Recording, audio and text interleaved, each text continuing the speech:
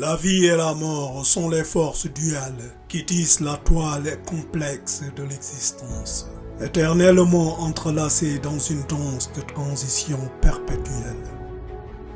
La vie, mystère de moments éphémères et de possibilités infinies, est la toile vibrante sur laquelle se déploie l'expérience humaine.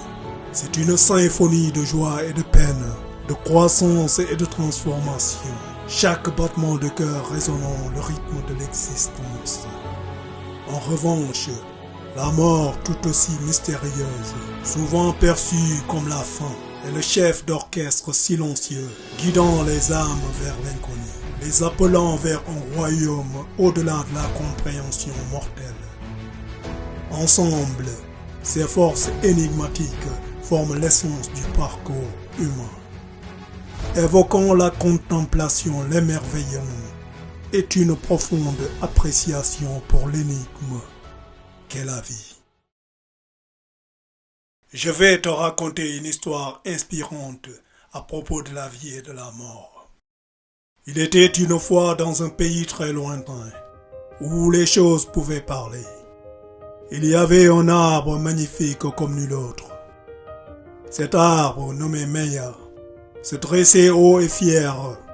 Ses branches s'étendaient vers le ciel, parées de feuilles vertes luxuriantes qui scintillaient telles des émeraudes sous le soleil. Meya n'était pas un arbre ordinaire. Il était le gardien de la vie et de la mort. Ses racines plongeaient profondément dans la terre, se connectant à l'essence même de l'existence. Les oiseaux nichaient dans ses branches et les animaux cherchaient l'ombre sous son feuillage. Les villageois se rassemblaient souvent près de Meya, attirés par sa présence sereine et le sentiment de tranquillité qu'il leur procurait. Un jour, une jeune fille nommée Isara, curieuse et pleine d'émerveillement, s'approcha de l'arbre. Elle contempla sa grandeur, ressentant à la fois l'émerveillement et le mystère. Alors qu'elle tendait la main pour toucher l'écorce, une voix douce résonna dans son esprit. « Je suis Meya, le gardien du cycle de la vie et de la mort. » Intriguée, Isara demanda « Que cela signifie-t-il » Les branches de Meya bruissèrent doucement alors qu'il expliquait « Je suis l'incarnation du cycle éternel. De moi, la vie jaillit, nourrie par l'essence de la nature.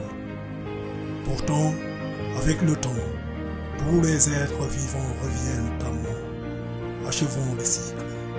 La mort n'est pas une fin, mais une transformation, un passage vers un autre royaume d'existence. » Isara médita sur ces mots, réfléchissant à la nature de la vie et de la mort. Elle vit le cycle se dérouler sous ses yeux au fil des saisons, des fleurs qui s'épanouissaient, des feuilles qui tombaient pour renaître à nouveau au printemps suivant. Au fil des ans, Isara grandit et s'enrichit de sagesse, appréciant toujours la sagesse transmise par Meya.